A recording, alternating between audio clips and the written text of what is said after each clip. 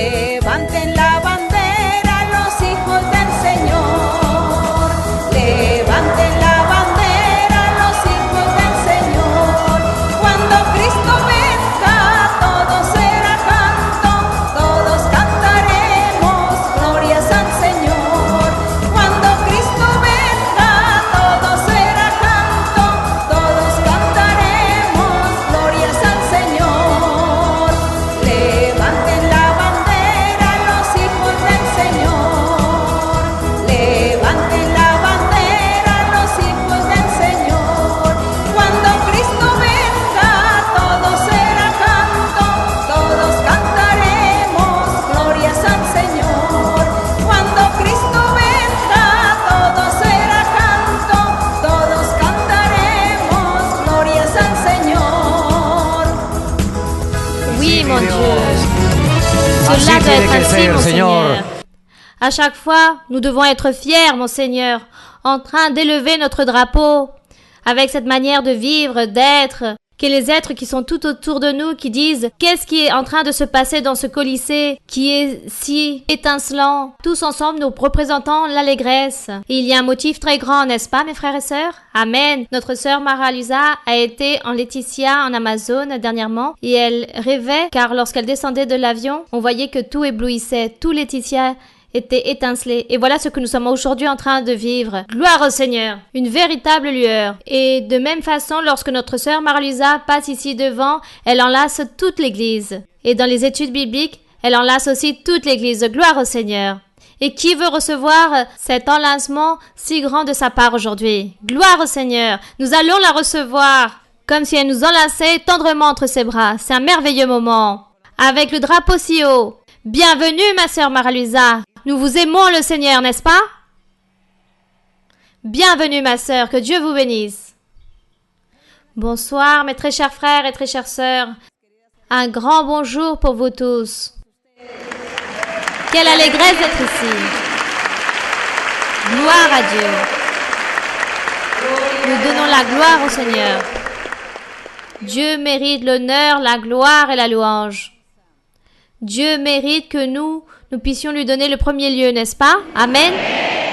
Donc, aujourd'hui, c'est un jour très spécial car nous allons être ici en train d'honorer notre Dieu, en train de méditer en lui et en train de donner à Dieu le premier lieu.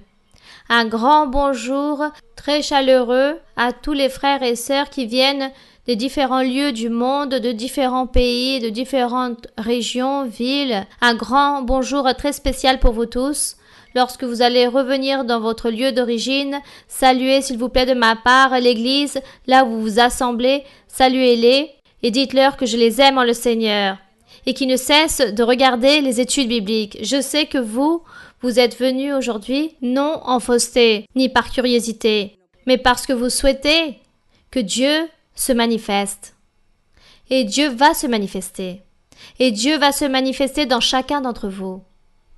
Donc, chacun d'entre vous, regardez comment vous marchez, comment vous êtes face au Seigneur et demandez-lui qu'il vous aide et que vous soyez toujours à jour avec notre Dieu. Lorsqu'on dit qu'il faut se mettre à jour avec Dieu, c'est-à-dire que nous devons méditer, nous devons analyser notre vie de tous les jours, notre vie quotidienne, si nous sommes en train d'offenser Dieu, si nous sommes en train de lui manquer.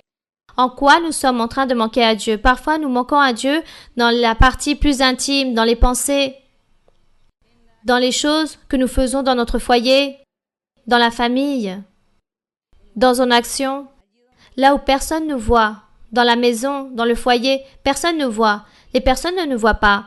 Donc là, on commence à sortir à flot tout ce que nous sommes, tous nos instincts, tout ce que nous sommes, nous l'éparpillons. Et si vous avez des choses bonnes dans votre cœur, ce que vous sortez dans votre foyer doit être bon aussi, merveilleux et bon tout ce qu'il y a dans votre cœur.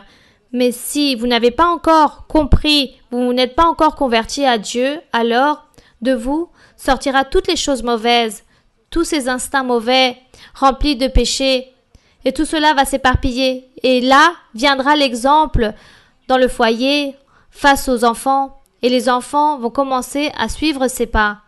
C'est pour cela que nous devons nous garder. et voyons plutôt comment nous marchons, comment nous vivons face au Seigneur. Quel est l'exemple dans notre famille, les enfants, la femme, l'époux, quel est l'exemple qu'on doit donner? Ça, c'est de cette façon, c'est être à jour avec le Seigneur. Mettez-vous à jour avec Dieu. Soyons à jour avec notre Dieu. Donc aujourd'hui, nous allons méditer dans Job, chapitre 40. Vous pouvez vous asseoir. Et nous allons ouvrir la Bible dans Job, chapitre 40, car ce fut un livre comme un maître pour notre vie spirituelle. Job a servi de beaucoup d'aide, de beaucoup de réflexion dans nos vies. Un homme qui a souffert, un homme, un être humain, mis à l'épreuve par Dieu, attaqué par le diable, et à l'heure de vérité, au final, nous allons voir que cet homme va être victorieux, car il a été constant et fidèle devant le Seigneur, car il a aimé Dieu depuis le début, et rien n'a fait qu'il puisse capituler sa foi, sa confiance ou sa croyance en le Seigneur. Donc Dieu, c'est pour cela qu'il l'a béni de grande façon. Donc nous ne sommes pas l'exception. Nous aussi, peut-être nous avons des tribulations, des problèmes, des difficultés, mais ici, Dieu est là, à nos côtés, pour nous bénir, pour nous aider. Donc la fidélité, c'est ce que Dieu requiert, être fidèle. Job, chapitre 40, nous allons le lire, et il dit ainsi.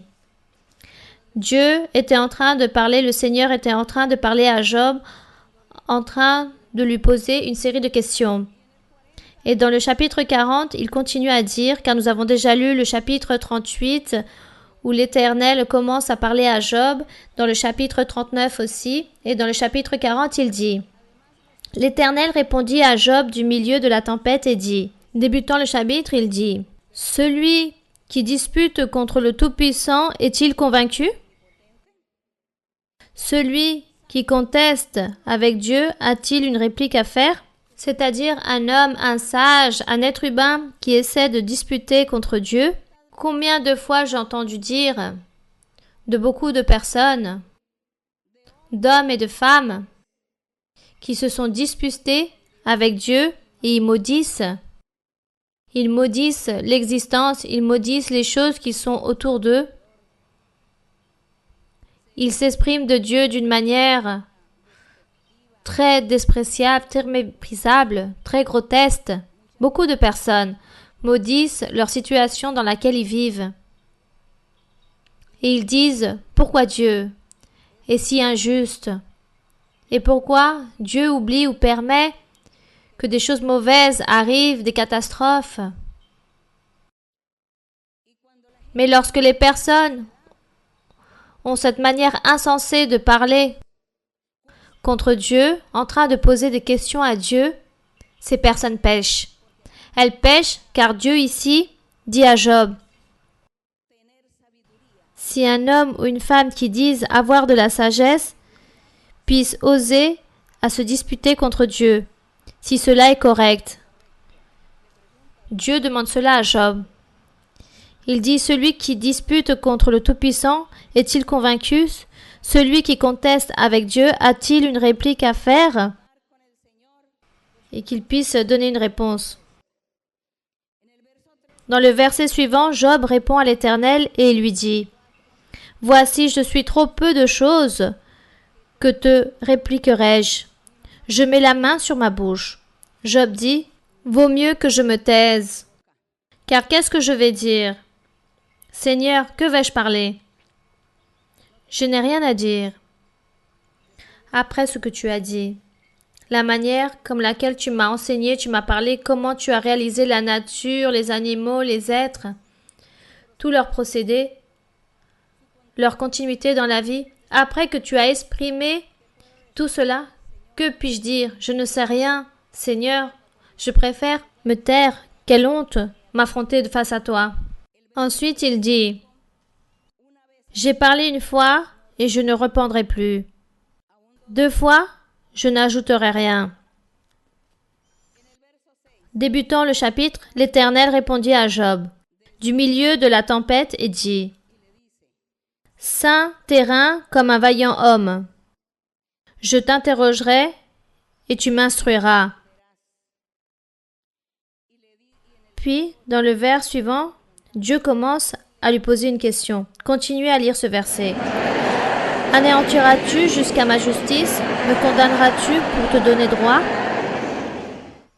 Ensuite, as-tu un bras comme celui de Dieu? Une voix tonnante comme la sienne? Continuez avec le verset suivant. Orne-toi de magnificence et de grandeur. Revêt-toi de splendeur et de la gloire. Répands les flots de ta colère, et d'un regard abaisse les hautains. Continuez. D'un regard humilie les hautains, écrase sur place les méchants.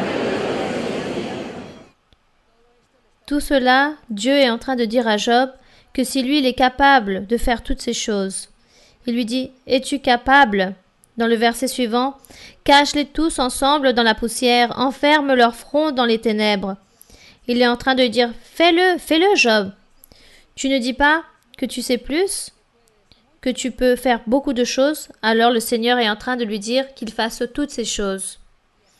Et ici, dans le verset suivant, il dit, Dieu dit, alors je rends hommage à la puissance de ta droite. Dieu dit à Job, si tu es capable de faire tout ce que je suis en train de te dire, alors moi aussi, je serai en train de proclamer de Job en disant que Job est un homme très puissant qui peut tout faire et que sa main droite pourra le sauver, pourra sauver vous tous. Voilà ce que disait le Seigneur. Dieu était en train de défier Job, car Job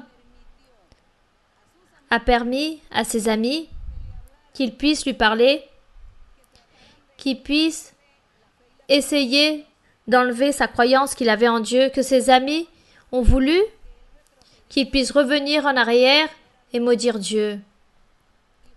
Et Job a commencé à écouter ses amis. Et Dieu n'était pas content de cela, car Job a écouté des personnes insensées.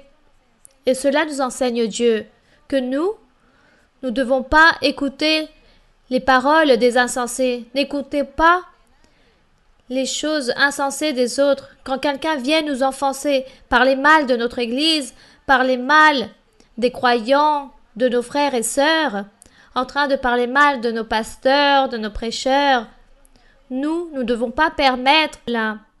Ne menons pas une conversation, ne débattons pas avec ces personnes qui sont insensées, car c'est le diable qui est là en eux pour voler notre foi, notre enthousiasme, pour nous démotiver, pour nous mettre à douter et dire « Est-ce que c'est certain? C'est certain ce que cette personne est en train de dire? Est-ce que cette personne aurait raison ?» Et là, nous commençons à douter, nous commençons à mijoter ce que nous avons tellement labouré dans notre vie, la foi, la croyance en le Seigneur, la confiance en Dieu. Lorsque Dieu m'a parlé pour la première fois, lorsque Dieu m'a parlé à travers des prophéties et m'a fait des promesses. Donc, c'est très merveilleux, mais non, ces personnes sont venues, ces amitiés, et maintenant ils sont en train de me parler, de me dire tellement de choses de mon Église, de Dieu, et je pense que je suis en train de me laisser convaincre. Dieu, tout cela ne lui plaît pas. Nous devons mettre fin à cette conversation et dire aux personnes, non, s'il vous plaît, ne me parlez plus. Si vous venez me parler de mauvaise façon de mon Église, des personnes qui m'entourent, de mes prêcheurs, vous perdez votre temps. Alors sortez par la porte où vous êtes venus. Mais je ne vous permets pas que vous puissiez parler mal de tout cela. Car moi je crois et je suis confiante en mon Dieu. Et je sais que ça c'est l'œuvre de mon Dieu. Voilà ce qu'il faut faire. Job n'a pas fait ces choses-là. Job a écouté durant beaucoup de jours, durant beaucoup de temps, il a écouté la voix de ses amis, où ses amis toujours étaient en train de lui récriminer, lui reprocher et mettre à terre le pouvoir de Dieu.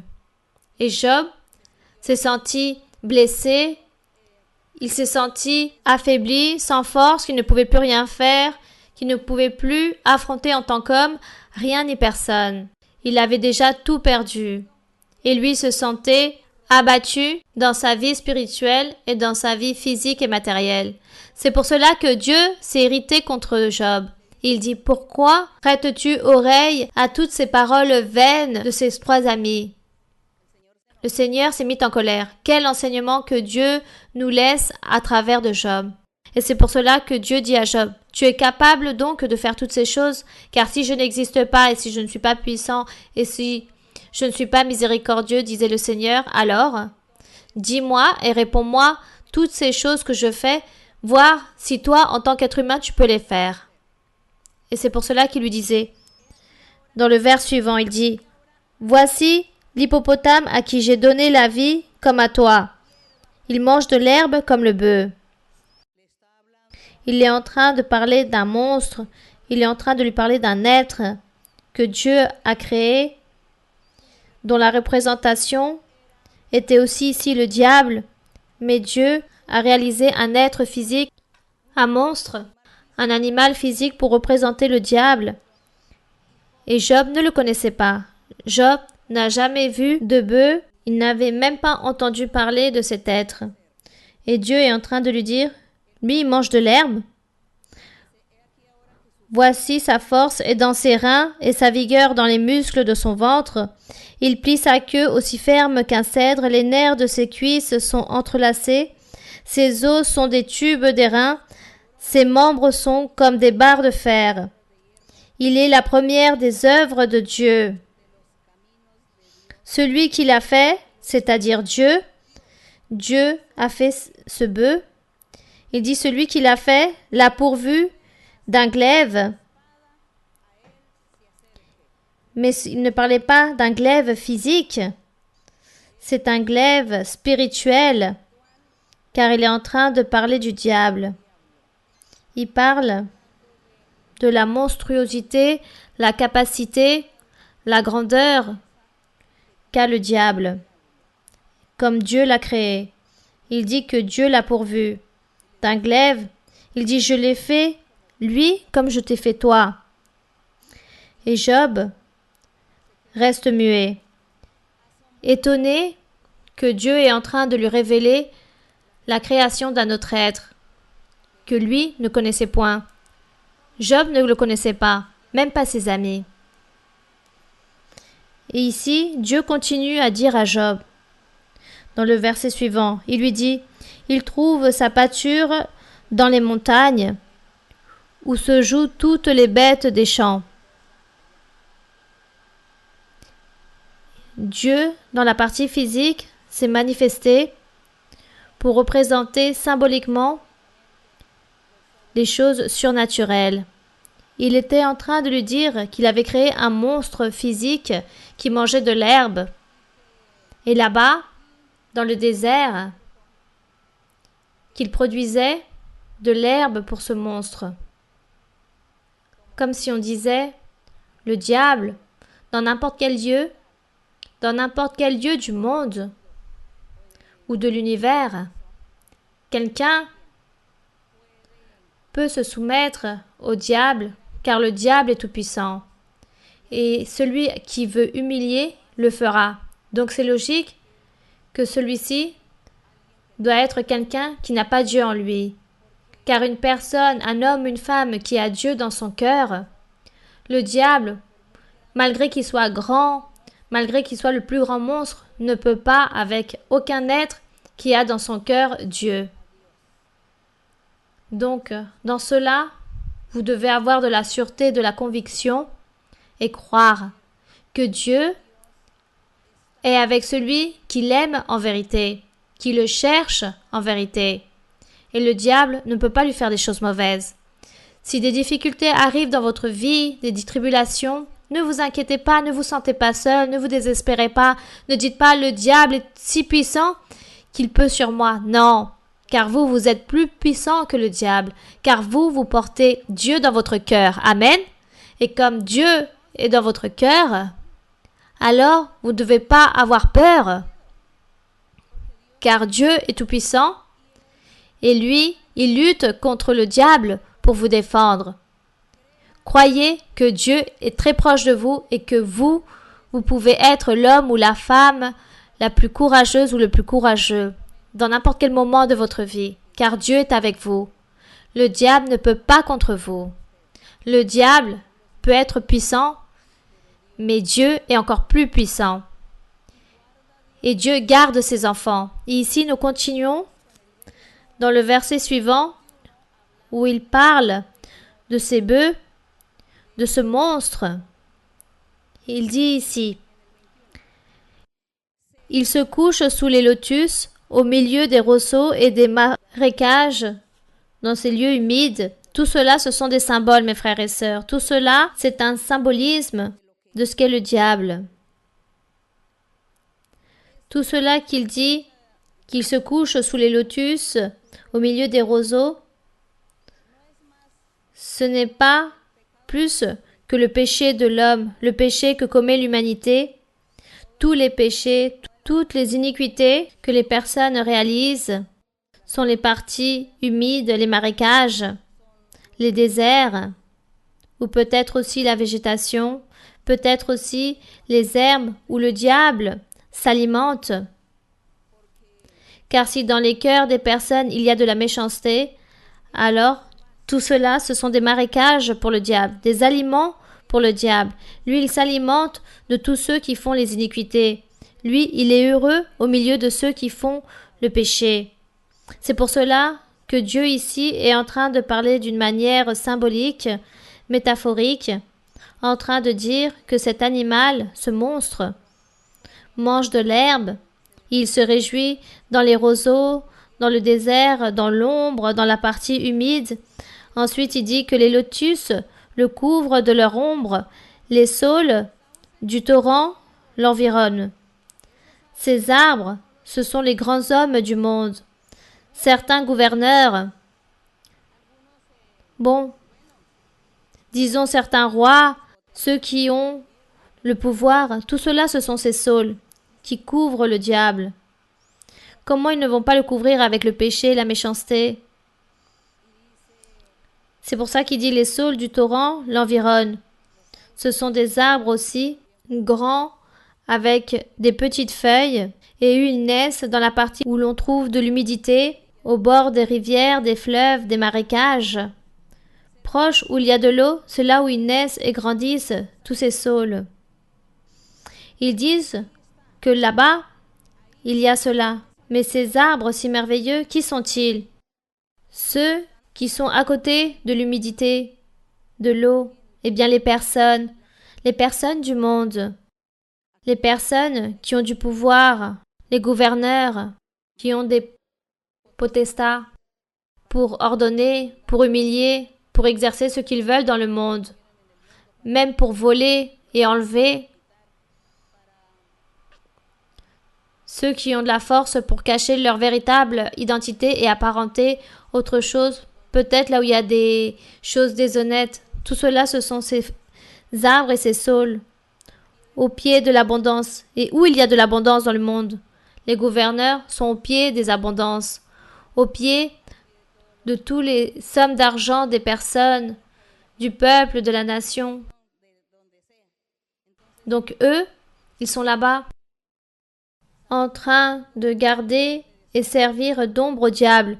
Le diable en train de faire tout genre d'iniquité et en train d'humilier les êtres, en train d'humilier l'être humain, en train d'utiliser toutes ces personnes qui ont du pouvoir pour humilier, pour affaiblir et pour enlever plus aux pauvres, à celui qui est faible, qui est abattu, non physiquement, mais moralement, celui qui n'a ni droit ni vote.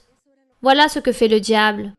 Et voilà ce que Dieu est en train de dire ici à Job, en train de le comparer avec cet animal, car Dieu ne parle pas à travers des mots littéraires, mais il parle à travers des illustrations, à travers de métaphores, pour que quiconque lise ne comprenne pas, car seuls les enfants de Dieu vont comprendre. Et lorsque vous lisez la Bible, dites au Seigneur, « Je suis ton enfant, permets que je puisse comprendre ta doctrine, car toi tu es en train de parler ici à travers de beaucoup d'illustrations, de beaucoup d'exemples, de beaucoup de similitudes, de comparaisons, de métaphores, Seigneur. Alors juste toi, Seigneur, tu nous feras comprendre ta parole. » Mes frères et sœurs, lisez la Bible de cette façon. Vous, sûrement, vous avez peut-être déjà lu Job. Combien d'entre vous avez déjà lu le livre de Job? Combien d'entre vous avez lu ce livre? Levez la main ceux qui ont lu ce chapitre. Et lorsque vous avez lu ici, où l'on parle des lotus le couvrent de leur ombre, les saules du torrent l'environnent, immédiatement, dans votre imagination et dans vos pensées, vous avez pensé tout de suite aux arbres, n'est-ce pas? Aux arbres que nous voyons là-bas dehors. Par exemple, là, je vois un arbre ici, je suis en train de voir un arbre. Ah oui, cet arbre. C'est cet arbre qui l'a couvert. Non, ce n'était pas cet arbre physique. Mais qui? La même humanité, les mêmes êtres humains. Selon leur charge, selon les postes qu'ils occupent, eux-mêmes, ils se convertissent en arbres ou en arbustes. S'il y a, par exemple, une personne qui gouverne et son gouvernement est très petit, alors il est comparé avec un arbuste. Ou peut-être ici, au lieu que ce soit des fleurs, tout ce qu'on appelle arbuste, tout ce qui est vert, alors on le compare à un arbuste. Par rapport à la capacité, par rapport à sa catégorie et son rang, de pouvoir qu'un être humain, de la même façon, il est catalogué et comparé, soit avec les arbres, ou avec un arbuste, ou avec la même herbe. Donc, mes frères et sœurs, voilà tout ce que Dieu était en train de dire par rapport au diable. Et il part du diable aussi dans le verset suivant. Lisez ce verset, selon les Bibles 18 ou 23. Que le fleuve vienne à déborder et il ne s'enfuit pas. Que le Jourdain se précipite dans sa gueule, il reste calme. Il dit que le fleuve vienne à déborder et il ne s'enfuit pas. C'est-à-dire, c'est un fleuve très grand. Écoutez bien, mes frères et sœurs, il y a un fleuve très grand et cet animal ou ce bœuf, que nous savons que c'est le diable, il dit que lui, il traverse ce fleuve et ne s'inonde pas, car il est plus fort que ce fleuve si abondant. Donc, de manière géographique, on dit que le fleuve le plus abondant qu'il existe dans le globe, c'est le fleuve de l'Amazone. Donc, comparons que le diable, on le surmerge là-bas dans le fleuve de l'Amazone, et il dit que lui, il ne s'inonde pas, que lui, il est calme, il ne s'enfuit pas, malgré que tout le Jourdain, toute la mer puisse se bousculer contre lui, il ne s'inonde pas, car il est très fort. Ça, c'est la grandeur qu'a le diable, le pouvoir que Dieu a donné au diable, la force qu'il a, cette capacité qu'il a pour faire des choses mauvaises, pour blesser, pour souffrir, pour tourmenter, pour détruire, pour tuer, car le diable est venu pour tuer physiquement et spirituellement. Il est venu pour voler physiquement et spirituellement. Il est venu détruire physiquement et spirituellement les êtres humains. Et nous sommes ici dans les mains de Dieu. Et Dieu nous garde et nous protège de ce bœuf, de cet ennemi si fort et si puissant, qui dit ici dans le dernier verset, « Est-ce à force ouverte qu'on pourra le saisir? Est-ce au moyen des filets qu'on lui percera le nez ?» Donc Dieu dit à Job, « Est-ce que un vigilant dans la nuit de ces gardiens qui sont en train de contempler la ville et voit cet animal, ce monstre, est-ce que l'un d'entre eux sera capable d'aller lui couper le nez ou l'oreille ?» disait Dieu à Job. Job sûrement était en train de réfléchir dans un animal physique, mais il ne savait pas que Dieu était en train de lui parler du diable. Et Job peut-être disait, « Mais je n'ai jamais vu cet animal dans ma vie. Comment puis-je voir cet animal? Tu me montres un animal si fort, si puissant, si grand, que toute la mer, tous les fleuves sont incapables contre lui, alors beaucoup moins moi. » Mais Dieu était en train de parler de la capacité qu'a le diable. Mais ne vous inquiétez pas, car vous êtes avec qui? Vous êtes avec notre Dieu.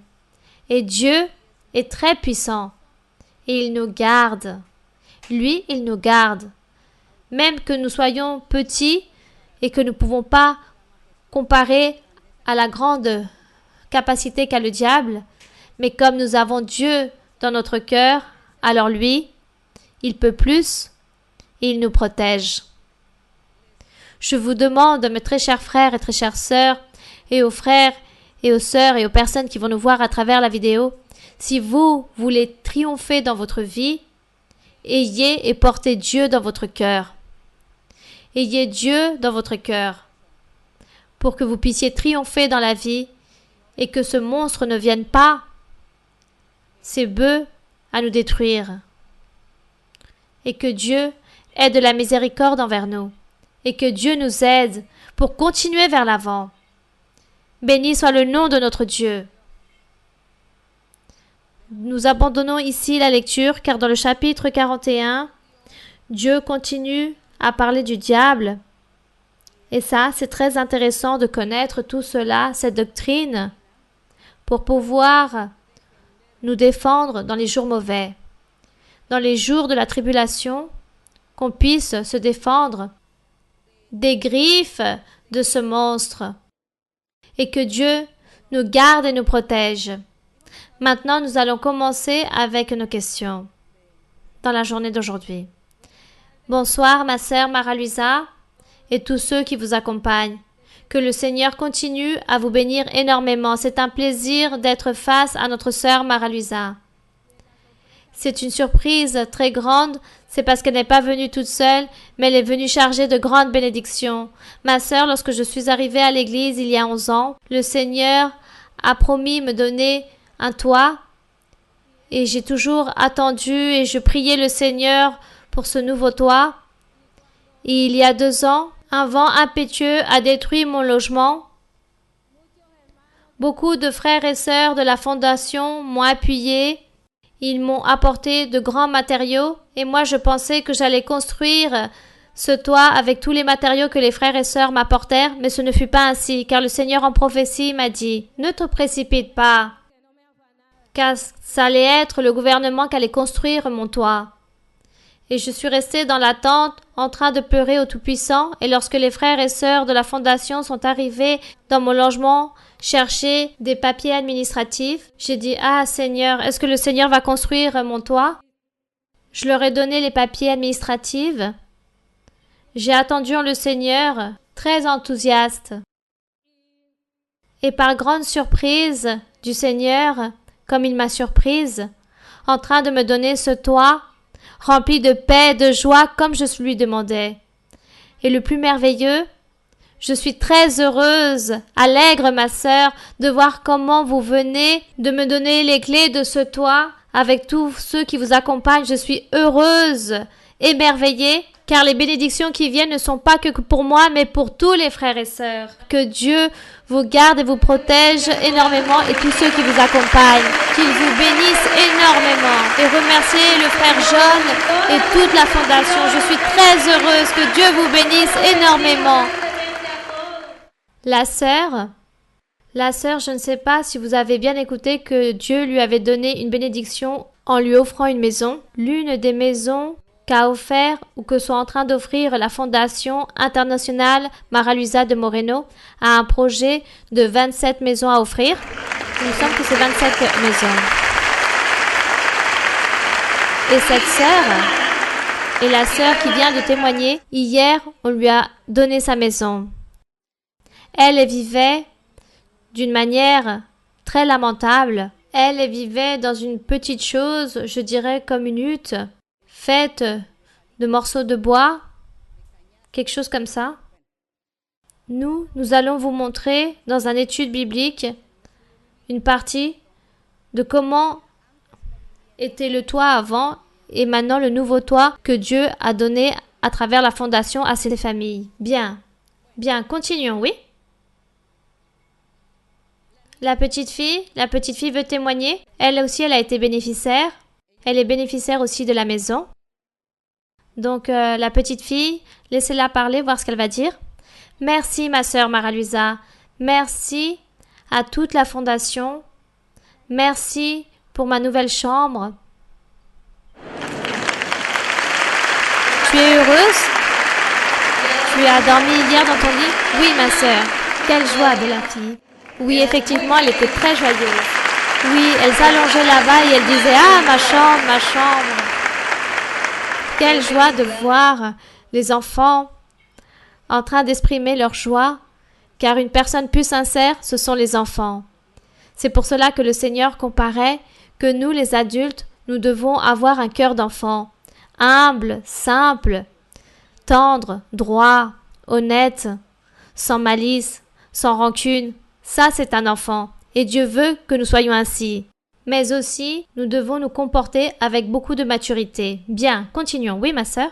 Bonsoir à tous les frères et sœurs. Bienvenue à notre sœur Mara-Luisa et ceux qui vous accompagnent. Le Seigneur me promettait une grande bénédiction. Et lorsqu'il promet, il dit aussi les obstacles et tout ce qui survient. Donc, tout se donnait. Il me disait que j'allais recevoir une grande maison et que tout serait neuf lorsqu'on me la donnera, qu'il ne fallait pas que je m'inquiète, car j'allais avoir beaucoup de collaborateurs. Et je ne m'attendais pas que tout ce que lui me disait, comment il voulait que je lui décrive jusqu'aux choses plus minimes, car même des rideaux que je voulais de telle sorte, de telle couleur, même ça il me les a donnés. Et je ne pensais pas que ça allait être ma sœur Mara-Luisa qui allait me donner les clés de ma propre maison, malgré tous les obstacles qui sont survenus. Là-bas, elle m'a donné ma maison. Merci beaucoup ma sœur Mara-Luisa pour cette maison, pour la fondation, pour votre œuvre, pour tous les volontaires, car là-bas ils se sont efforcés, ils ont donné un grain de sable pour toutes les choses.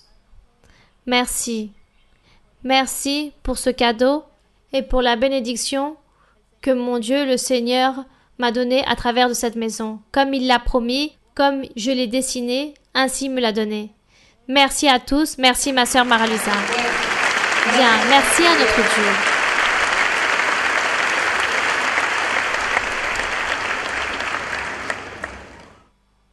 Bonsoir mes frères et sœurs, que Dieu vous bénisse. Bonsoir ma sœur Mara-Luisa et tous ceux qui vous accompagnent. Le Seigneur, dans sa sainte prophétie, me disait qu'il allait me donner un toit très spacieux. Et ces derniers jours, il me disait qu'il allait me la donner. Et moi, avec ma mère, je disais à chaque fois, « Maman, il faut acheter telle chose. » Et lorsque je suis arrivée à la maison, je me surprends car tout ce que je dis à ma mère d'acheter, la maison était remplie de toutes ces choses. La chambre était merveilleuse et tout cela je le vois accompli par la main de Dieu. Tout ce qu'il promet, il accomplit. Je remercie la fondation et tous ceux qui se sont nommés volontaires car ils ont établi un grain de sable. Oui, ils ont établi un grain de sable pour que ce rêve puisse devenir réalité.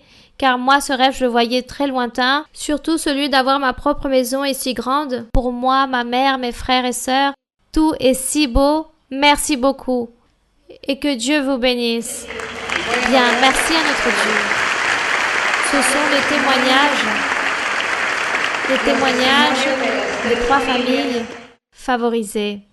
Le Seigneur a fait un tirage au sort, ici à Partao en Colombie. Lorsque ce tirage au sort a été réalisé, ces familles ont été très promues. Mais le Seigneur a des bénédictions pour vous tous, ne vous inquiétez pas. Bien, continuons. Continuons vers l'avant, oui? Ma sœur Mara-Luisa, bonsoir, que Dieu vous bénisse. Je remercie Dieu aujourd'hui, car je vois la promesse de Dieu accomplie. Toujours j'attendais, car il y a un certain temps, Dieu me parlait de cette maison et qu'il allait me la donner toute meublée. Jamais j'aurais attendu que vous, ma sœur Mara-Luisa, vous allez me donner les clés de cette maison. Aujourd'hui, je me sens très heureuse, très joyeuse, car de la chose plus minime jusqu'à la chose plus grande, maximum, ma maison là, je suis très fière, ma famille est très fière, je suis très fière de la fondation, je remercie la fondation, le frère jeune, et que tous, nous sommes très heureux. Je témoigne pour honorer et glorifier le nom de mon Père Céleste. Gloire à Dieu. Bien. Y aurait-il? Hier, nous avons donné de la part de la fondation une école dans la partie rurale à Turbo. Je ne sais pas si quelqu'un veut témoigner par rapport à l'école qui a été donnée hier. Bonsoir à vous tous et spécialement à notre doctoresse Mara-Luisa et tous ceux qui l'accompagnent dans sa fondation. Hier, j'étais en train de lui exprimer cette grande œuvre dans laquelle elle parle. Nous étions très heureux, et surtout pour la communauté et les enfants. Hier, justement, je lui disais que nous l'aimions beaucoup et que nous la soutenions, car nous devons la garder, l'aimer, ainsi que notre fondation, car cette fondation, c'est une entreprise bien faite, où tout se fait de la bonne façon, du pourquoi elle fonctionne si bien. Comme je lui disais hier, sa fondation n'a aucune corruption, que ce soit au niveau mondial et international. Aussi, je veux témoigner que depuis un certain temps, le Seigneur me disait que toutes les œuvres de mon cœur allaient s'accomplir et que tout allait très bien se passer. Et cela, nous l'avons vu hier, le Seigneur, vous nous avez donné cette école que Dieu nous a donnée. Aussi, je veux témoigner que le Seigneur m'avait dit que j'allais témoigner face à beaucoup de personnes et d'entrepreneurs. Et hier, je me suis rendu compte de ce que le Seigneur m'avait dit. Et c'est pour cela que je veux témoigner pour donner l'honneur et la gloire à notre Seigneur. Bien. Aussi, je veux vous raconter, mes frères et sœurs, que le frère, lui, c'est lui qui a donné le terrain pour pouvoir construire cette école. Que Dieu vous bénisse aussi. Et que Dieu vous multiplie tout cela. Bien. Donc maintenant, nous allons commencer avec nos questions. Il y a un espace pour que près 3-4 questions. Bonsoir ma sœur, que Dieu vous bénisse. Ma sœur, ma question, je la pose en considérant dans les choses personnelles, il y a des choses que je n'arrive pas à faire de différence, jusqu'à où nous devons avoir ce zèle pour Dieu et à quel moment cela devient critique. Par exemple, dans ma famille et dans mon entourage, je vois des expériences où parfois je vois des choses qui ne sont pas agréables aux yeux de Dieu, alors que ces personnes connaissent déjà des choses de Dieu. Alors, beaucoup de fois, je ne sais pas si ce que je ressens, excusez-moi ma sœur, si c'est de la colère, de la haine, et si cela devient critique, si je me pose trop de questions, savoir comment je mène ma vie devant Dieu. Alors, aidez-moi à savoir, lorsque les personnes connaissent des choses de Dieu, et jusqu'à quel moment je dois être patiente et miséricorde vis-à-vis de tout cela. Merci ma sœur. Bien, vous dites sûrement que vous vivez entouré de familles, de personnes qui connaissent des choses de Dieu, mais qui font des choses désagréables. Donc la sœur dit, soit je commence à critiquer ou à juger, ou je rentre à avoir de la patience et attendre. Elle dit qu'elle ne comprend pas quel doit être son comportement. Nous ne souffrons pas autant pour savoir ou comprendre et entendre quel doit être notre comportement lorsque nous vivons en communauté, lorsque nous vivons avec un groupe de personnes, de familles, dans un lieu, dans un endroit, on a dû vivre avec eux, on doit vivre avec eux. Donc nous allons voir beaucoup de choses, de mauvais témoignages et des bons témoignages. Mais chacun d'entre nous, soyons individuels. Soyons uniques. Si je vis au milieu d'un groupe de familles, eux aussi vont à l'église ou ils vont peut-être dans une autre assemblée, ils prêchent qu'il doit vivre en sainteté, qu'il faut avoir Dieu. Et moi, je vois de mauvais témoignages. Mon devoir, c'est continuer vers l'avant. Moi, je continue vers l'avant. Je vais à mon église, je lis la Bible, je prie. Je change dans ma mauvaise façon de vivre, dans mes mauvaises habitudes. J'essaie de changer tout cela. J'essaie d'être meilleur chaque jour. Et je donne un bon témoignage, un bon exemple à ceux qui m'entourent. Pourquoi je vais me préoccuper à les critiquer, à les juger ou à leur poser des questions? Pourquoi je m'inquiète pour toutes ces choses? Je continue vers l'avant. Si on me demande, je leur enseigne. Si on me demande rien, alors je respecte aussi. Donc, chacun doit suivre son chemin, son propre chemin. Le Seigneur Jésus, dans son évangile, enseignait que chaque personne lorsqu'elle croit et se convertit à l'évangile du Seigneur, elle dit qu'elle prend la charrue par la main, mais bon, dans cette terre, il n'y a pas de charrue, il n'y a pas de bœuf. Disons que c'est plutôt là-bas, dans Boyaca, Cundinamarca, en Colombie, où on sème le blé, le maïs. Il y a des bœufs qui sont en train de tirer cette charrue pour travailler le blé. Donc, cette charrue qui sert à travailler la terre, le travailleur ne regarde pas sur les côtés ni en arrière, car il sait que s'il fait cela, il ne va pas bien travailler.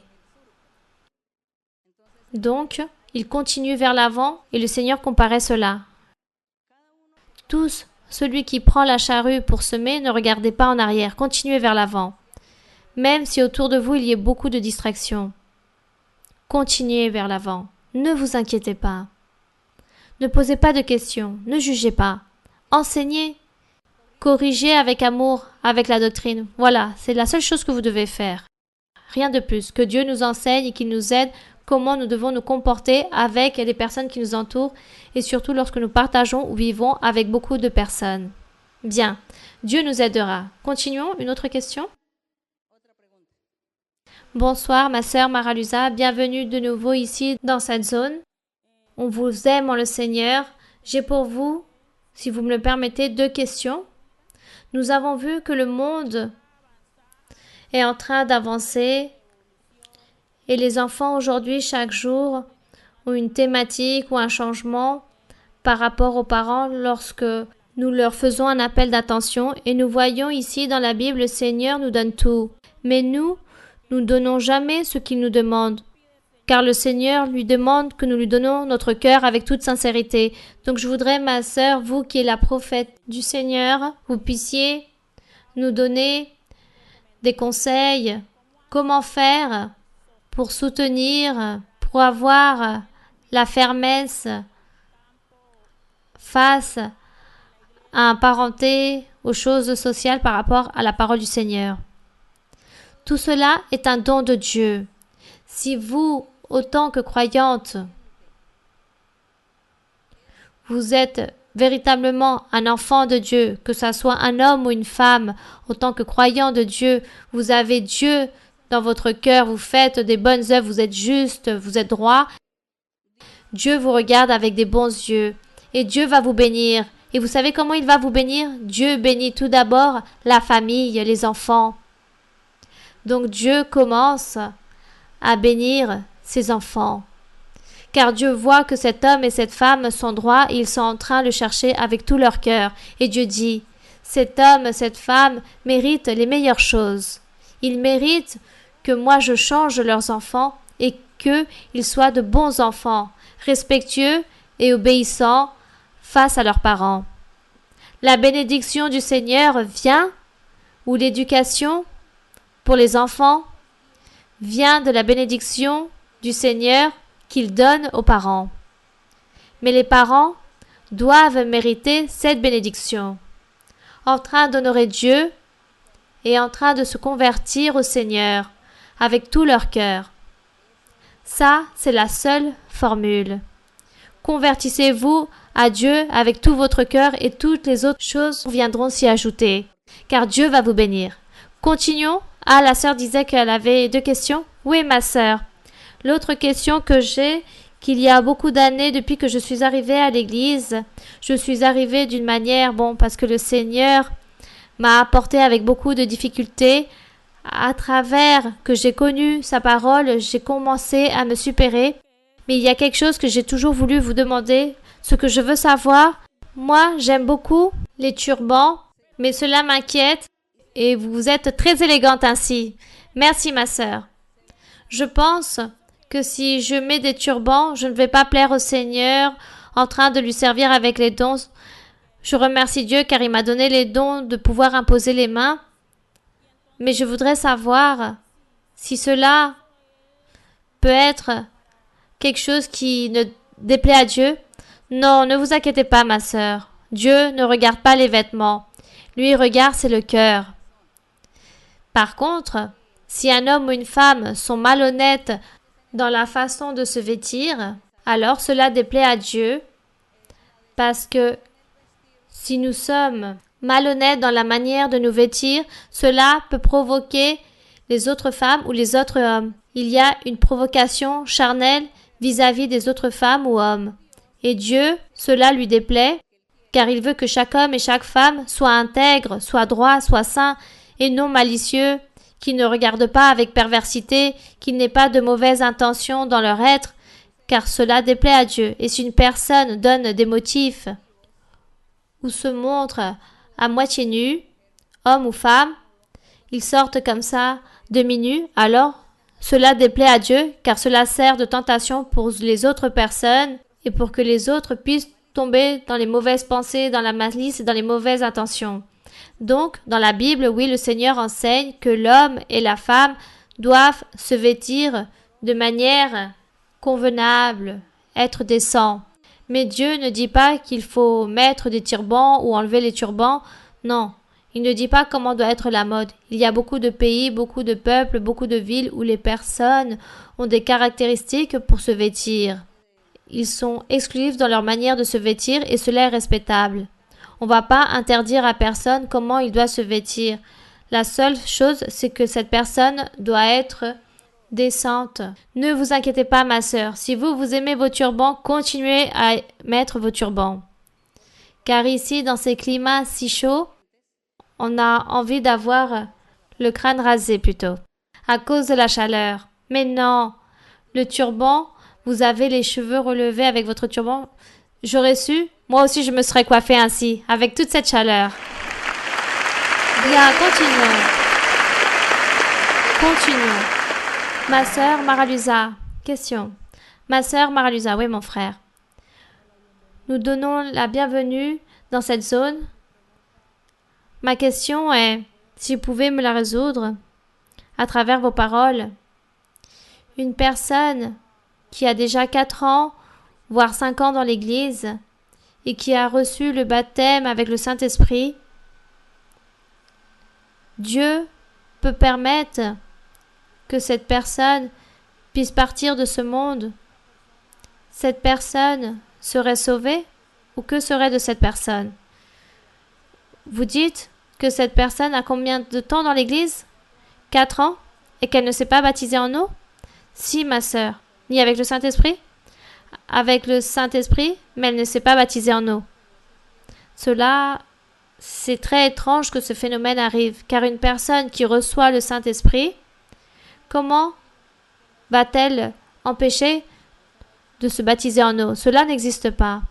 Donc je vois que la personne sûrement n'est pas logique. Et ce que vous dites d'avoir le Saint-Esprit, je ne pense pas non plus. Car par logique, celui qui reçoit de Dieu, celui qui reçoit le Saint-Esprit, il ne reste plus qu'une chose, c'est de faire toutes les autres choses qui est si simple. Mais si la personne est perturbée par un mauvais esprit, et s'il la trompe et qu'il dit qu'il a reçu de Dieu, et en plus elle ne s'est pas baptisée en eau, donc parce qu'il existe une rébellion dans la personne, un orgueil, alors cela ne provient pas de Dieu. Je ne connais pas encore de personne ainsi, mais le frère sûrement a vu quelqu'un ou connaît quelqu'un. Il faut faire attention et prier pour cette personne, parler avec cette personne, dialoguer et dire qu'est-ce qui lui arrive pour pouvoir discerner réellement si elle a quelque chose qui provient du Saint-Esprit ou pas, ou c'est une personne plutôt qui a été liée par l'ennemi, qui a été perturbée par des mauvais esprits. Et peut-être que personne ne s'est rendu compte de ce phénomène. Donc il faut prier pour cette personne et dialoguer avec cette personne et observer. Car cela, ce n'est pas normal qu'une personne qui reçoit le Saint-Esprit ne se fasse pas baptiser en eau. Si le baptême en eau, c'est quelque chose de si simple, c'est une décision qu'il ne faut pas réfléchir plusieurs fois. Bien, et par rapport au salut, nous n'allons pas parler du salut, car je ne suis pas Dieu pour dire qui va se condamner ou qui va se sauver. Ça, c'est la miséricorde de Dieu, le jour qui sera prononcé. Dieu aura un jour pour donner une opportunité pour qu'il puisse être sauvé. Bien. Dieu seul connaît ce sujet. Bien, continuons. Bonsoir, ma sœur Maralusa. Les églises d'Antiocha vous donnent la bienvenue. Nous avons dans Genèse 3, 21, oui, où il dit « L'Éternel Dieu fit à Adam et à sa femme des habits de peau et il les en revêtit.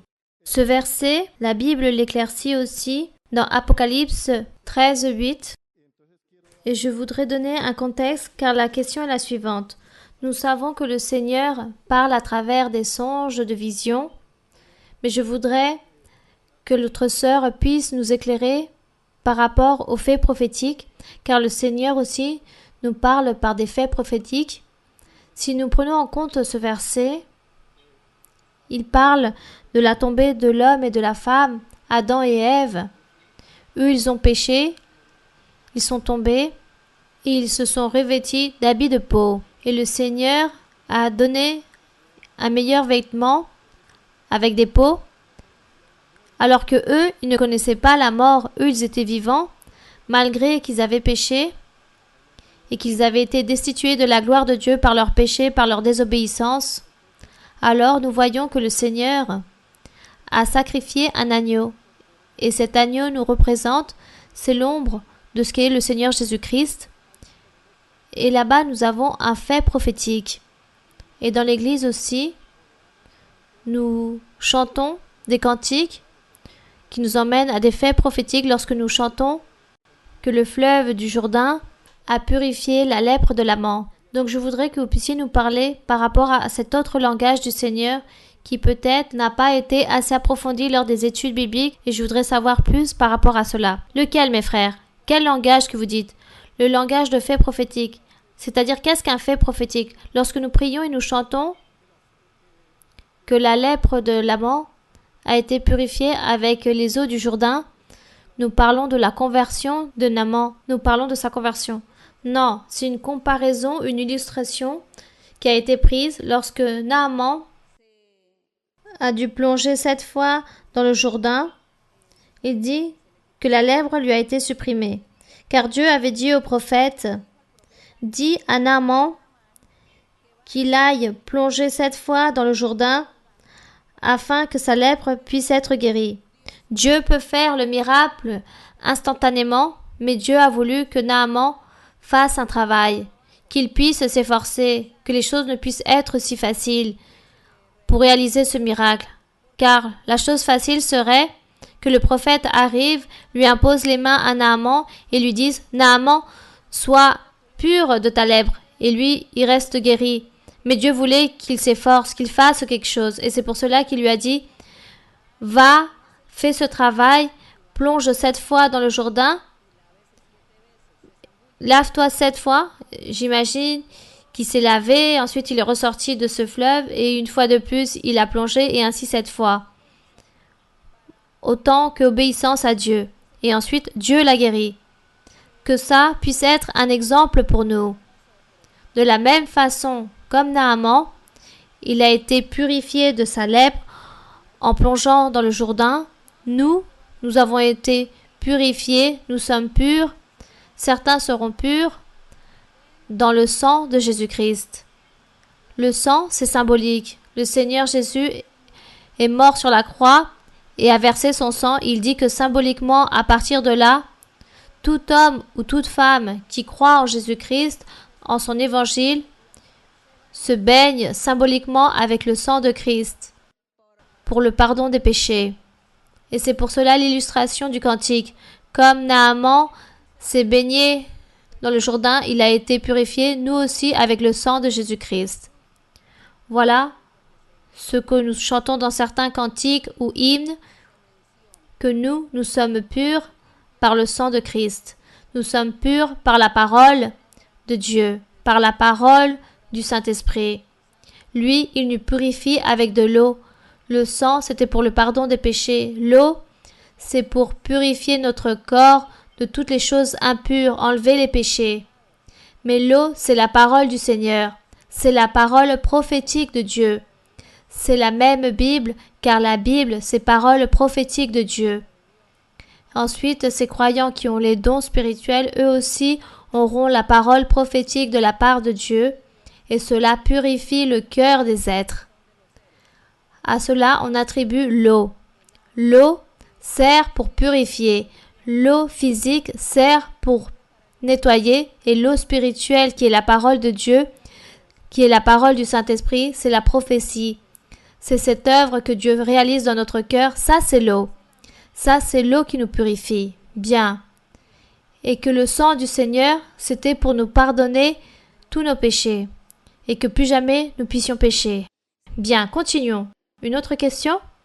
Bonsoir ma sœur Maralusa, bienvenue dans notre œuvre et nous attendons aussi dans notre église. J'ai une question de la Bible, mais je veux vous dire quelque chose avant tout, à toute l'église, comment Dieu vous appuie, car Dieu a dit qu'il allait me montrer la grandeur de cette église, et c'est à travers d'un rêve.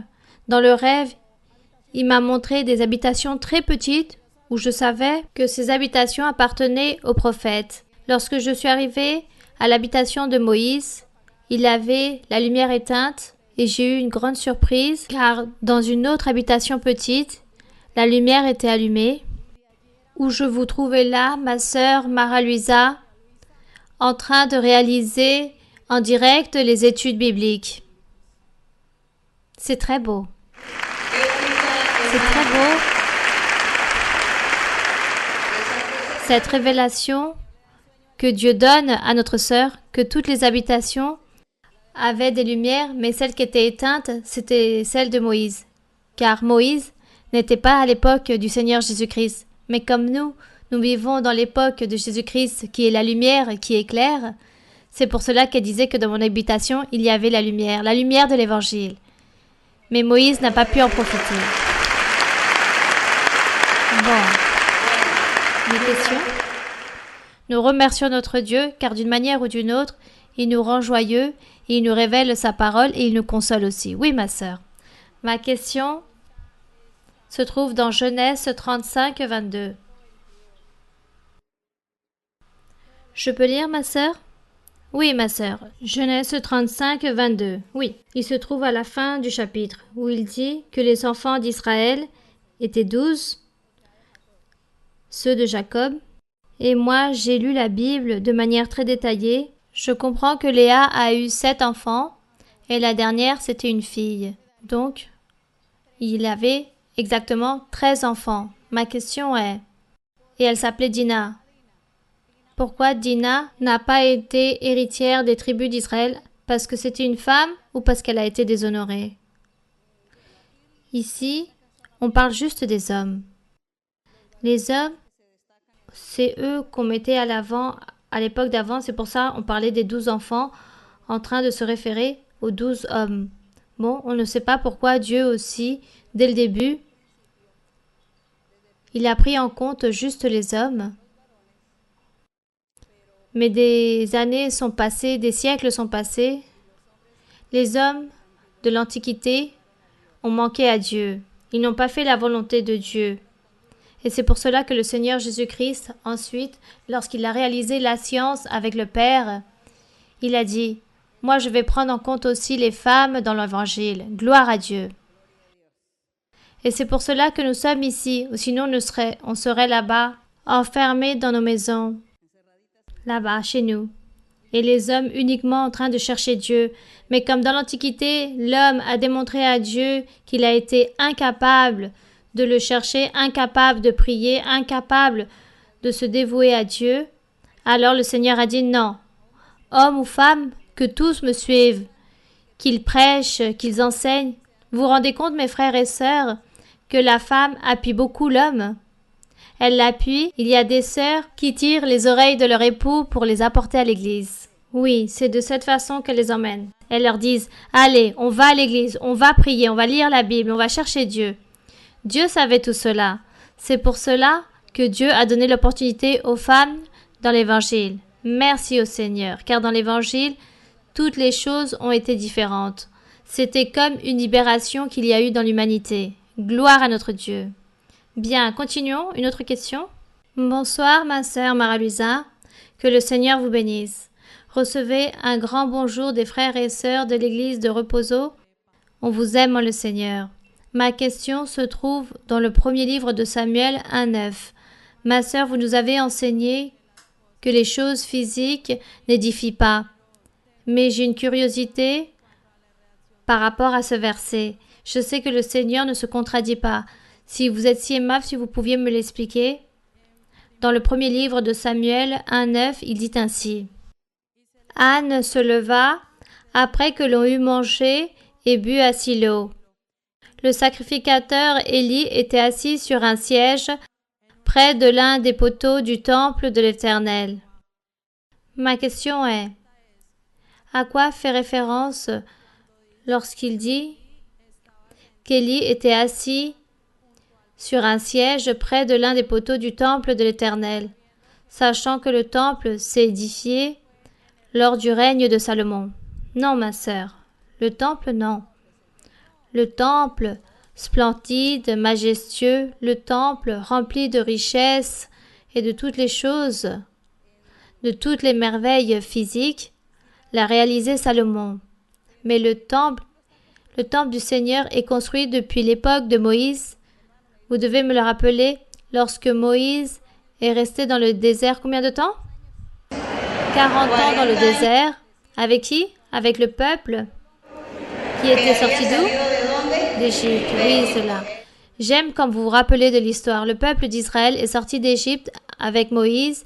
Ils ont traversé la mer Rouge, une partie de la mer Rouge. Ils sont arrivés au désert. Ils ont habité 40 ans. Et là-bas, Moïse a réalisé le tabernacle ou le temple du Seigneur. C'était un tabernacle en bois, de tissu précieux, avec les meilleures choses qu'il y avait sur le marché, des meilleures choses qu'il y avait à l'époque, les bois les plus précieux, les plus travaillés. Ils ont réalisé le temple du Seigneur. Donc, lorsque le roi Salomon il a réalisé le temple, c'était plusieurs siècles après. L'ère des juges était déjà passée. Cette ère des juges était déjà passée et arrivait l'ère des rois. Et c'est lorsque le roi David, père de Salomon, a ordonné à Salomon qu'il devait réaliser le temple de Dieu avec des choses qui coûtaient beaucoup, avec des pierres précieuses, avec beaucoup d'or, avec des métaux très précieux. Donc n'oubliez pas que le temple du Seigneur existait déjà depuis le désert, depuis ces 40 ans. Ça, c'est pour votre information. C'est pour cela ici, lorsqu'il dit que cette femme était en train de prier et pleurer devant Dieu dans le temple, Élie était le sacrificateur et lui, il était assis sur un siège dans le temple. Il a vu lorsque cette femme est entrée et a commencé à prier. Il dit qu'elle ne parlait pas, elle murmurait et lui, il n'avait pas compris ce qu'elle disait. Il pensait qu'elle était ivre. Et c'est lorsqu'il lui demande « Qu'est-ce qui lui arrive ?» Et elle dit « Non, c'est parce que Dieu ne m'a pas donné d'enfant et je viens demander à Dieu qu'il puisse me permettre d'enfanter. » Et comme Élie, autant que sacrificateur et prophète de Dieu, il lui a dit « Ta pétition vient d'être reçue et Dieu va te donner des enfants. » Et cela fut ainsi car Samuel est né. Rappelez-vous de l'histoire si merveilleuse de Samuel. Samuel a été élevé dans le temple du Seigneur car elle a dédié son enfant à Dieu. Elle lui a dit « Seigneur, lorsque mon enfant viendra, je te le dédierai. » Et cela fut ainsi. Les sacrificateurs l'ont élevé. Il a été un grand prophète de Dieu. Les histoires de tous ces personnages de la Bible sont merveilleuses. Cela nous motive et nous remplit d'allégresse et avec ce désir de servir à Dieu de la même façon. Bien, continuons avec une autre question. Bonsoir, ma sœur. Bienvenue et on vous donne un grand bonjour. Nous sommes très joyeux que vous puissiez être aujourd'hui en train de nous visiter. J'ai une question de la Bible, ma sœur, dans Proverbe 4, 23. Proverbe 4, 23. Oui, vous pouvez lire, ma sœur. Garde ton cœur plus que toute autre chose, car de lui viennent les sources de la vie. Ma sœur. Ici, la vie, c'est le cœur, mais spirituellement, qu'est-ce que le cœur? Le cœur de chair, nous l'avons ici, et le cœur spirituel aussi est ici, celui qui est spirituel. Ici, il était en train de donner un enseignement, on est en train d'enseigner aux personnes. Il dit, par rapport à un secret ou quelque chose qui soit très privé, que nous devons le garder, qu'on doit se taire, qu'on ne dévoie pas, qu'on ne juge pas.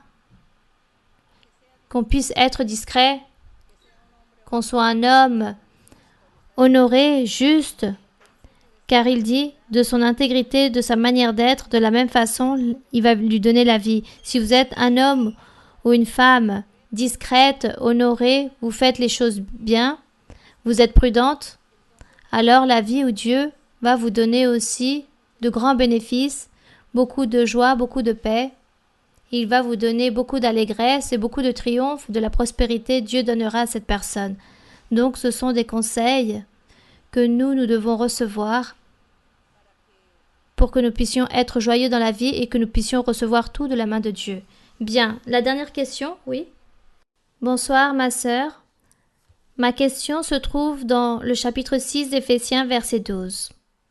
Car nous n'avons pas à lutter contre la chair et le sang, mais contre les dominations, contre les autorités, contre les princes de ce monde de ténèbres, contre les esprits méchants dans les lieux célestes.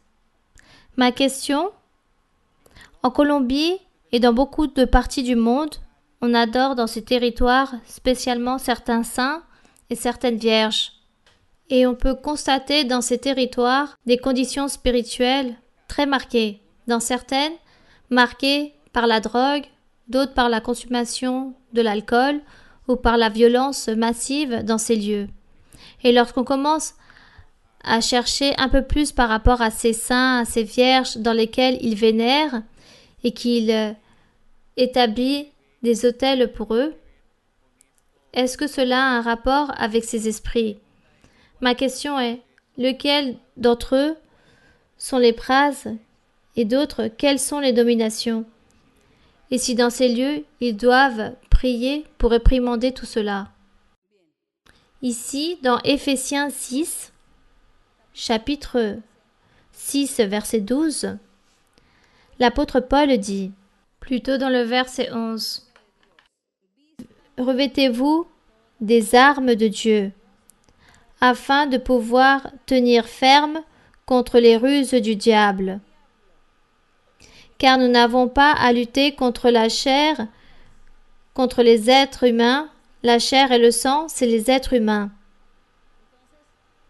Donc, si les frères et sœurs ont entendu, je répète, si nous n'avons pas à lutter contre qui? Contre les êtres humains, mais contre les dominations, contre les autorités, contre les princes de ce monde de ténèbres, contre les esprits méchants dans les lieux célestes. Cela signifie que nous devons lutter contre le diable et tous ces démons qui sont puissants pour venir contre l'humanité. Mes frères et sœurs, donc la lutte que nous avons, ce sont ces luttes spirituelles contre le diable. Le diable a une grande armée. Le diable, disons que c'est le général. On va dire que c'est le plus grand grade qu'il a, car dans l'armée, c'est un général.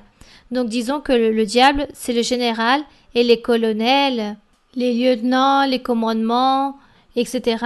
Tous les autres grades suivent le diable à travers des démons de pouvoir en rang. Et l'apôtre Paul dit que nous devons lutter contre ces forces spirituelles.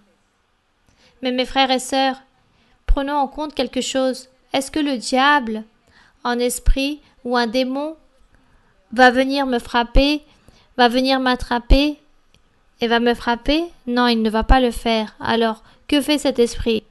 Il entre dans le corps d'une personne, il entre dans le corps d'un homme ou d'une femme, et ensuite il réalise des choses méchantes. Et lorsque ce démon entre dans cette personne peut venir me frapper. Elle peut venir me frapper physiquement. Voilà ce que fait le diable. Entrer et posséder les corps des personnes. Il possède la mentalité d'un homme ou d'une femme du monde. Il possède la mentalité d'un gouverneur, d'un roi, ou d'un certain militaire peut-être, de n'importe quelle personne. Le démon entre et possède toutes les personnes et particulièrement aussi la mentalité d'un voleur. Il fasse que cette personne aille voler, ou d'un meurtrier et va dire « va tuer ces personnes ». Voilà ce que fait le diable avec toute son armée. Et voilà ce qu'il dit ici, que nous n'avons pas à lutter contre les êtres humains, mais contre les dominations, contre les autorités, contre les princes de ce monde de ténèbres, contre les esprits méchants dans ces lieux célestes. Donc ces choses entrent dans les personnes pour les gouverner, qu'elles soient industrielles, commerciales, elles entrent dans les vices, dans les délinquances, dans tout. Elles ne font pas d'exception en qui elles peuvent entrer juste pour détruire les personnes, pour détruire toutes celles qui sont possédées, mais elles détruisent aussi toutes celles à qui ces personnes vont réaliser des choses mauvaises. C'est pour cela qu'ici nous sommes entourés de dangers. Donc mes frères et sœurs, ça c'est la lutte que nous avons continuellement. Lorsque vous avez vos voisins et vos voisins se convertissent en vos ennemis, ce ne sont pas eux. C'est le diable et leur esprit, son armée, qui sont entrés dans ses voisins. Ils sont en train de vous enfoncer et en train de vouloir vous faire des choses mauvaises. Quel est votre devoir? Priez Dieu. Seigneur, regarde que mes voisins sont furieux contre moi. Moi, je n'ai jamais rien fait de mal contre eux, mais ils sont en train de me détester. Qu'est-ce qui m'arrive? Libère-moi, garde-moi, Seigneur. Enlève ces mauvaises choses de penser d'eux. Change-les, car je ne veux pas avoir des ennemis si proches et je ne veux pas mal penser d'eux. Voilà ce que nous devons faire. Prier le Seigneur continuellement, car tous les jours, si ce n'est pas une chose, c'est une autre chose. Que ça soit d'un côté ou d'une autre, le diable toujours est en train de nous attaquer. Le diable veut toujours venir contre nous d'une manière ou d'une autre, en train d'utiliser toujours les personnes, en train d'utiliser les situations, en train d'utiliser n'importe quelle chose. Il utilise l'ennemi pour réaliser des choses mauvaises contre nous. C'est pour cela que nous devons prier continuellement, prier toujours, car parfois le diable entre dans le foyer, il possède l'époux contre l'épouse, ou possède l'épouse contre l'époux, ou il possède les époux envers les enfants ou vice-versa. Voilà ce que fait l'ennemi. Et ça, c'est la lutte que nous avons tous les jours, tout le temps. Apprenons à connaître l'ennemi et vous allez voir qu'on ne va pas tomber dans le piège de l'ennemi. En train de prier le Seigneur et en train de connaître la doctrine, nous allons triompher et nous allons réussir, que le Seigneur puisse nous aider, nous donner le triomphe et que nous soyons des véritables hommes et femmes de Dieu. Bien. Donc maintenant nous allons nous mettre debout et nous allons chanter au Seigneur un cantique. Chantons au Seigneur un cantique. Et vous, mes frères et sœurs, j'espère que vous puissiez être enfin disposés pour servir Dieu. Que vous soyez disposés pour lui servir au Seigneur. Nous allons donc chanter ce cantique qui dit « Louez l'Éternel, tout peuple, toute nation ». Chantons au Seigneur ce cantique.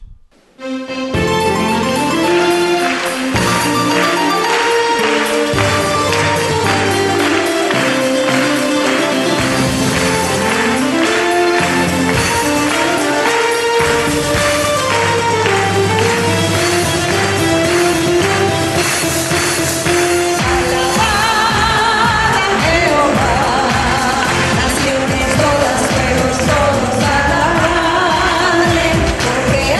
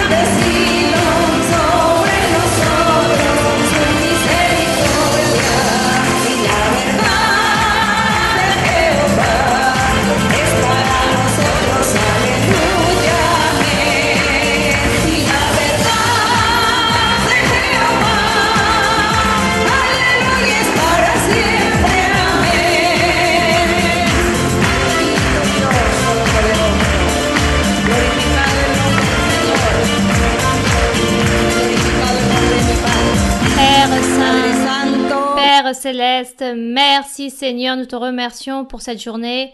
Nous te remercions car nous avons médité en ta parole, en tes enseignements. Nous avons, Seigneur, interprété ta parole écrite pour apprendre et pour améliorer chaque jour notre vie spirituelle, car c'est ça que nous voulons, que notre vie spirituelle chaque jour soit meilleure et que nous puissions progresser, que nous puissions prospérer, que nous puissions triompher contre les forces du mal et que nous soyons cette lumière pour les nations, que nous soyons cette lumière qui brille, qui éclaire l'heure des ténèbres, car pour cela tu nous as appelés et c'est pour cela que tu nous as choisis, pour éclairer dans l'obscurité. Merci Seigneur pour cette journée et bénis tous les frères et sœurs qui sont venus et toutes les personnes qui sont venues ici et tous ceux aussi qui nous voient à travers la vidéo. Que ta main toute puissante soit en train de les bénir dans les choses matérielles et spirituelles et dans les choses matérielles en train de demander des guérisons pour les diverses maladies qu'il existe dans chaque personne, dans chaque homme et chaque femme qui sont malades, qui ont des douleurs, qui ont des plaies, ne trouvent pas la guérison, même à travers des médicaments.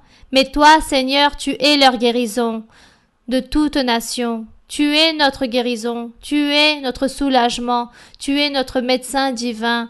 Et c'est toi qui nous enlèves toute maladie, toute douleur, toute plaie, tout cancer, toutes ces maladies incurables qu'il existe dans le corps, sur la peau, dans les os, dans les tissus du système nerveux. Ici, Seigneur, nous sommes en train de te clamer et en train de te demander, mon Seigneur, pour les guérisons, pour les douleurs, pour les maladies de toutes ces personnes qui souffrent et qui sont liées dans leurs maladies, dans les hôpitaux, dans leurs maisons.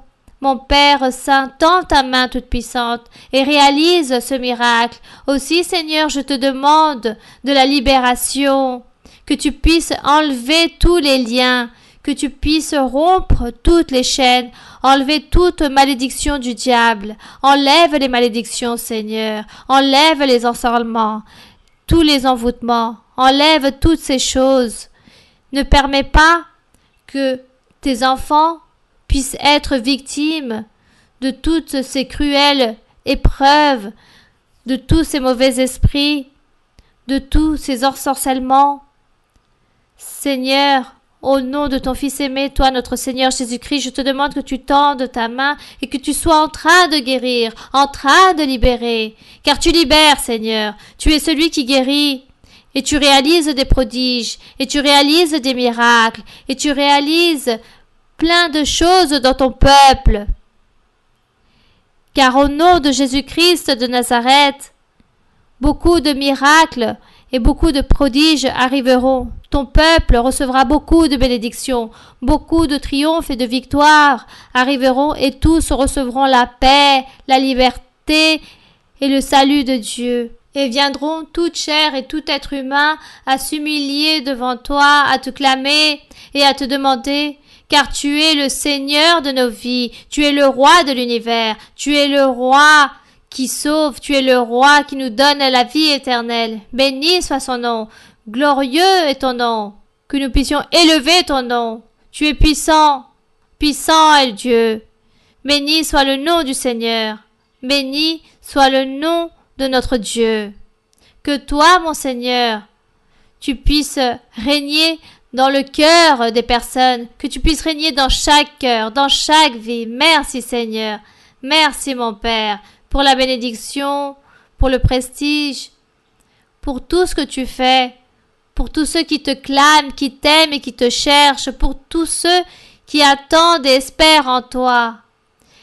Car tous nous devons attendre en l'Éternel, être confiants en l'Éternel. Celui qui confie en l'Éternel, c'est comme la montagne de Sion, qui ne se bouge pas, mais qui permanait à toujours. Grandes sont tes merveilles, ô Seigneur. Grande merveille donne l'Éternel à son peuple. Merci, merci Éternel Dieu, merci mon Père, au nom de Jésus-Christ de Nazareth. Béni soit ton nom. Merci. Au nom de Jésus-Christ. Que les louanges soient pour toi, que les honneurs soient pour toi et que la gloire soit pour toi. Et que descende le pouvoir du Saint-Esprit. Que puisse descendre le pouvoir du Saint-Esprit. Descends, Seigneur. Baptise, libère tous ceux qui te clament, à ceux qui te cherchent et à ceux qui t'aiment et qui souhaitent recevoir et disposer leur cœur pour toi. Merci, alléluia, merci Seigneur, puissant, puissant est le Seigneur. Béni sois-tu pour toujours. Béni sois-tu jusqu'à l'éternité. Alléluia. Te vengo a decir, oh mi Salvador, que yo te amo a ti, que yo te amo a ti por el corazón. Te vengo a decir toda la verdad. Yo te amo, Señor, te quiero, Señor, con el corazón. Yo quiero cantar de gozo y de paz. Yo quiero llorar de felicidad. Te vengo a decir toda la verdad. Yo te amo, Señor, te quiero, Señor, con el corazón. Gloire à ton Gloria a tu nom, nombre, Seigneur. Señor. Merci Seigneur, béni soit notre Dieu. Toma por favor mi mano, Señor, contigo quiero ir, con sangre aquí pagaste por mí, te quiero hoy servir.